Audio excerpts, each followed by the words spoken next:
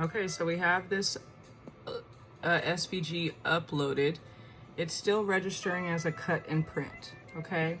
So what I'm gonna do here is I'm gonna go up to the top here to my options. This may look a little different if you're working on an iPad or a cell phone.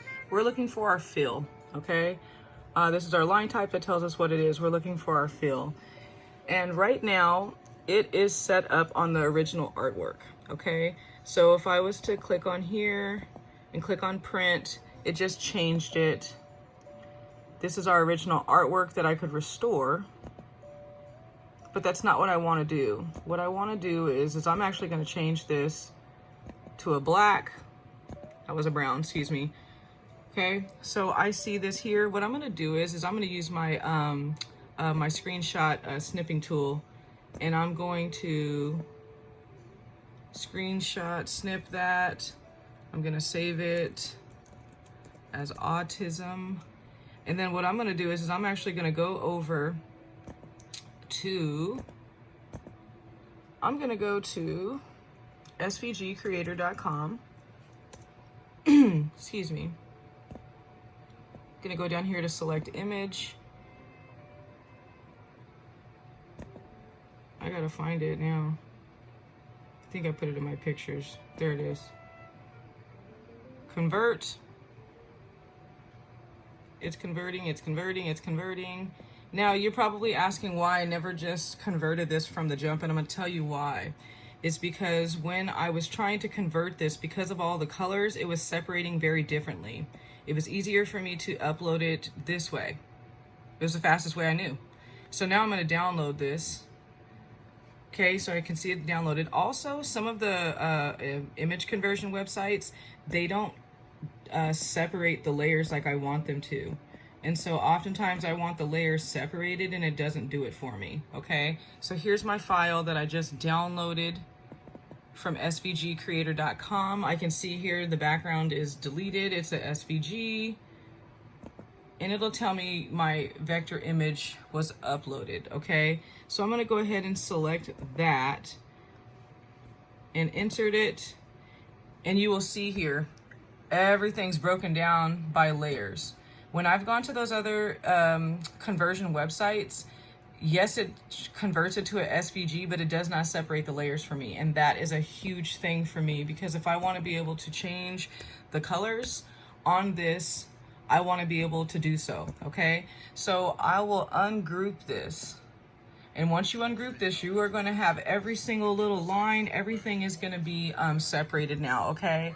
And so you can move the star. If you moved this A is not connected to anything. So when you click that A, it's going to separate. If I was to choose this is connected, it's all in one compound path. So this whole thing is going to move at once. Do you see what I'm saying? Okay, so I can change things to be whatever color I want.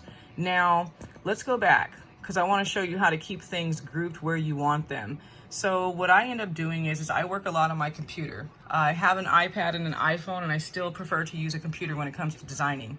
So what I would do is I would select these. You can do it in two ways. Or three ways that I know of. You could select it while pressing the control button on a PC. That just selected that, and then I would weld that, because I now want that to be a new piece, okay? And so you can even change things. You could even change, maybe you want autism to be huge, right? And so you could change things that way. You could also go over here to the layers panel, okay? So I can see here in the layers panel that things are a little crazy over here, okay? I can see the A here. It's telling me that's what it is. So I could also do this in the layer panel. I could select things in the layer panel and weld them together that way.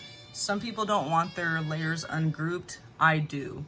And so this is another way for you to be able to break it down and separate it by colors, or separate your layers, okay? And so again, this was a two-part. I removed the background from the original picture, uploaded it into Cricut as a cut file. I then went and snipped that cut file, went back into a conversion website, svgcreator.com, and uploaded my picture to be able to separate all of my pieces, okay? So again, I can see that this piece right here is touching, but that I and the B there's a separate in here. There's a break. So if I was to move this, this whole word's not going to move. That's going to move by itself. And look, even the dot's going to move because the dot was not connected, okay?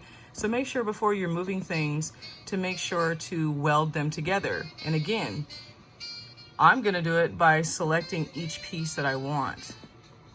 And I'm going to press weld. I can see here that that little eye, the eye didn't get in there, okay? And so the eye did not get welded in there, and so I'm gonna go back and do that. That's how I personally do that, and it might be very different from someone else. So if you have a different way of doing it, please comment and let us know how you are doing this. I personally like to separate my SVGs because I can essentially do things individually, and I like the control. But there are other image conversion websites out there that you would be able to do this with, okay? Hope that helps.